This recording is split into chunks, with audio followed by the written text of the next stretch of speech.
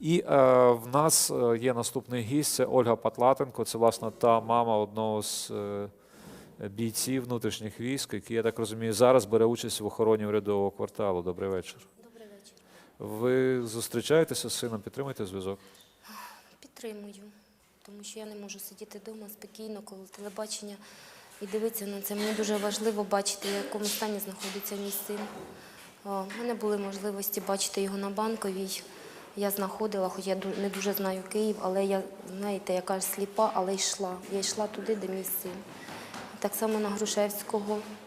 Я не знала, що він ту ніч там, але я знайшла, я не змогла заспокоїтися. Я учинила, знаєте, як кажуть, бунт. Бунтувала моя материнська душа. Я той самий повстанець, але я мати. Мати того солдата. Скажіть, а звідки ви? З Кіровоградської області. З Кіровоградської області. Це там ціла є якесь з'єднання військове з Кіровограда і Кіровоградської області? Ні, просто коли призивався мій син до лав армії, останнім призивом додатковим набирали набор у внутрішні справи. Він дуже цього не хотів, бо він хотів морський піхотінець, щось таке. Але наполягали, тому що пройшов заняття, здав практику, все, треба. Треба, то треба, пішов. Він хотів в армію, хотів, він ніколи не відмовлявся. Але я не хотіла, щоб він йшов у внутрішні справи, тому що я знаю, який там безлад. Я сама неодноразово стикалася з цим, і що там твориться, яка корупція у внутрішніх справах. Я до сих пір є постраждалою, і якщо б у мене були мільйони, можливо, вони б мене забирали мільйони для того, щоб доводити діло до справи. Тому я дуже бунтувала, щоб він там не був. Але після того, як він пішов у внутрішні справи, йому сподобалось, він казав: мам, я буду вчитися, можливо, я стану кращим і до чогось будемо досягати разом. А скільки він же тут? В Києві з 3 грудня. З 3 грудня, Да. фактично з самого початку. Практично, так. В яких вони там зараз умовах? Звірячих. Хоча кожна дитина дзвонить додому, навіть він мені каже: мам, не переживай, все нормально, тому що задача замполіта – затромбувати їм мозги до такої степені, щоб мами не переживали. Все нормально, все нормально. Як може бути все нормально, коли звірячий холод на дворі, я постою на дворі півгодини, стою на одному місці і вже мерзну настільки, що невиносимо. Я спробувала постояти так само на Грушевського, там, на перших барикадах, на тих спалених автобусах, щоб зрозуміти, що відчувають ті солдати, які там. Я не витримала більше 2 годин, не витримала, мене звідти вже винесли. Я не знаю, хлопці ультраса чи кого. Вони найлюдяніші хлопці, ніж оті, хто стоять отам в плямистих формах, які гріються коло котлів, тих, що горять, а солдати мерзнуть. Ми постійно бачимо, що насправді під час тих сутичок Беркут фактично використовував внутрішні війська як живий щит. Да, і я це розуміла, дивлячись, бувало, коли вдома, не можу не спати, не їсти, наблюдаю за телебаченням. Не можна сидіти, дивитися, не можна просто сидіти, треба їхати. Матерів, вже благаю, ще 17 грудня благаю матерів, приїжджайте до Києва, побачите на власні очі, знайдіть свою дитину. Подивіться, в яких умовах вони тут, сплять у коридорах, грязні. Як побачила перший раз на Новий рік свого сина, я злякалася. Він як бомж був, грязний, непостіраний, від нього воняло. Ви розумієте? Бритва в кармані, на ходу бриються. Ну що це за умови звірячі? Що це, війна із потусторонніми силами? А чому їх не відпускають, чому немає ротації? Відбуваються ротації, але тільки в той час, коли трошечки мирніше все. Їх вивозять, де вони там дислокуються. Але я як мама, я розумію, що це не війна для тих діточок. У мене бунтує душа просто, я не можу спокійно дивитися. Коли вони їдять у сухомятку, не можуть по 3-4 дні сходити в туалет. Розумієте, я вважаю, що верховнокомандуючі оцих сил їх використовують, навіть не інформуючи, що відбувається в Україні. Дуже довго моя дитина не знала, вважала, що там кучка якихось придурків зібралася. Я вибачаю, що я використовую такі слова, я вам пряму мову переказую, що зібралася якась кучка людей, не зрозуміло для чого вони там кидаються, особливо коктейлем. Він кричав на мене, він не розумів мене, навіть казав погані слова, що я із глузду з'їхала, і все, не дивись телебачення. Розумієте, але я, напевно, одна із мам таких, які приїжджала, бачила на власні очі і могла доносити йому те дійсне, що відбувається тут. Особливо, коли почали помирати Такі ж самі діти, як і мій син, я не змогла, я збунтувалася, що я буду, навіть якщо дадуть мені зброю у руки, я стану разом з тими хлопцями, чи ультраса, чи правий сектор, чи як їх там називають, і я буду так само стріляти в той Беркут тільки із-за того, що моя дитина там стоїть, не розуміючи, чого вона там стоїть. Ну, а що їм пояснюють? Нічого їм не пояснюють, ждуть приказу. Все, і мені нічого не пояснюють, але я маю на власні очі бачити, що це відбувається.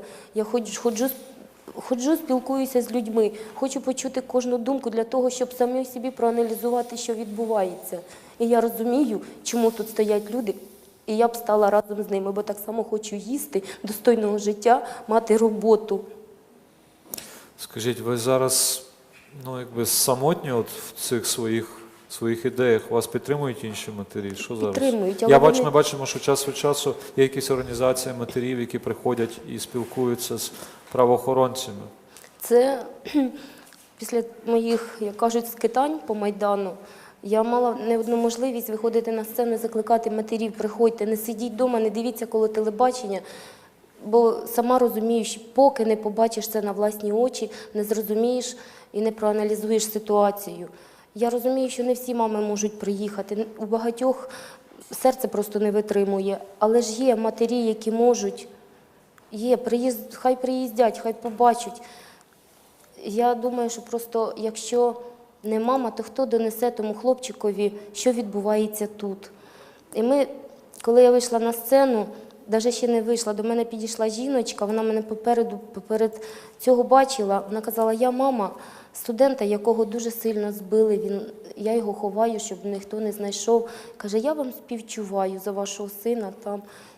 Знаєте, як дві мами, просто горювали разом і не знали, що робити. Ми вирішили вийти разом, знаєте, звернутися до матерів, до всіх матерів, з закликом, що чужих дітей не буває, що якщо я не бачу свого сина там, саме на Грушевського, знаючи, що він десь в другому місці, я знаю, що є другий чийсь син, я до нього намагаюсь достукатись. І так само та мама просить: синочок, мій син постраждав. Я тебе пробачаю, сонечко, благаю, бережи своє життя і не створи своїй мамі больно в серці, щоб не було. Розумієте, з таким закликом пішли до цих хлопчиків, маючи можливість достукатися до них, що дійсно тут відбувається зле, і їх закликати до того, щоб вони не коїли злочинні накази, бо мали можливість дойти навіть аж до Гаазького трибуналу, вивчити оцю всю систему, що відбувається. І я розумію, що їхні начальники коють злочин проти своїх же підлеглих, тому що в таких умовах це називається, вони самі шкатують своїх дітей, підлеглих солдатів. Як вони зараз рятуються від холоду? Як ваш син зараз просто? Скільки годин вони стоять? Він дуже сильно кашляє. За хвилину, скільки я з ним порозмовляю, я, можливо, зрозумію 3-4 слова, що він каже. Він постійно кашляє. А одна із мамочок взагалі сказала, що в неї син кров'ю кашляє. Коли було на Банковій ще сутички, не сутички, а напруження було таке, що це перед тим, як мало статися на Грушевського, в них було сильне, напруження таке, що вони не від'їздили. Син каже: температура дуже велика, дали пілюлю, але не забрали ні в час, нікуди. Так вони переспали там на полу, голова сильно болить. Я мати. Я не можу спокійно дивитися на знущання над тими дітьми. А ще більше я не можу спокійно сидіти, знаючи, що якийсь командир дасть наказ моїй дитині, а він піде і підніме руку, не знаючи для чого і не розуміючи чому. Я не можу з цим миритися. Тому я хочу, допомогти чимось тим дітям, звертатися куди треба. Я вже б'ю тривогу в усі організації, куди мені тільки хто не підказує, щоб якось їх брали під контроль, щоб якось тисли на цих генералів. Це не війна цих дітей. А як звуть вашого сина? Олександр. Ви от сьогодні прийшли, ви кажете це в ефірі Громадського. Ви не боїтеся, що завтра з ним будуть якісь розмови, його покарають за те, що його мати розповідає ці речі, які, можливо, є там таємницями? А це не таємниця, ми маємо можливість, ми мами ходимо кожного дня, ми бачимо, ми маємо можливість обіймати тих хлопчиків, розумієте, і відчувати, як їх отако трясе і колоте від холоду. А ще бачучи, що мати плаче, і він не може нічого сказати їй. А коли кажемо: синочок, Не піднімай руку ні на кого. Або ще деякі мами взагалі кажуть, тікайте звідси. Ви розумієте? Якби Ми вас бачимо зараз... це на власні очі. Це не треба, солдати не кажуть, все хорошо, все добре. Але я маю найбільший психологічний вплив на мою дитину, аніж якийсь там замполіт. Хай не думають, що наші діти зомбі якісь. І я впевнена, що кожна мама повинна стукати до серця свого сина. Це працює, тому що закон материнський більше, ніж закон України чи ще чого-небудь. Якби ви зараз могли звернутися до міністра, виконуючого обов'язки міністра Захарченка, що б ви йому сказали?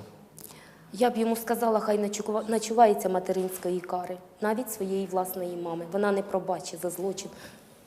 І я б сказала йому, власне, в очі, що я вважаю, це моя особиста думка, бачучи знущання отих дітей з одної сторони барикад і бачучи, як помирають діти з іншої сторони барикад, я скажу, що я йому не пробачу. І всі інші матері теж не пробачать. Він на себе чекає війну від матерів.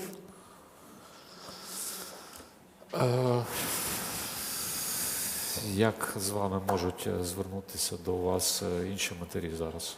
Як У з вами нас можна зв'язатися? кожного дня ми збираємося, мирна акція протесту, що чужих дітей не буває. Кожна мама на Майдані, кожна жінка, кожен чоловік знає, у котрій годині відбуваються наші акції і куди ми ходимо. Якщо навіть і приїде мама на Майдан, їй достатньо тільки запитати, де збираються мами. Це знають усі майданівці, це знають абсолютно увесь світ. Вона не потеряється. Тому дуже важливо, щоб приїхала мама солдата, побачила це все на власні очі, зателефонувала і сказала: синок, я бачу, що тут відбувається, і знай, мама тут, і не піднімай руки на оцих людей, бабусь, дідусів, дітей, які ходять по Майдану і чогось намагаються добитися в цієї влади. Тільки так можна переконувати і інформувати своїх дітей. Дякую за те, що прийшли в наш ефір. У нас була Ольга Патлатенко, мати одного з солдатів внутрішніх військ, які зараз охороняють урядовий квартал. Дякую вам. Дякую вам.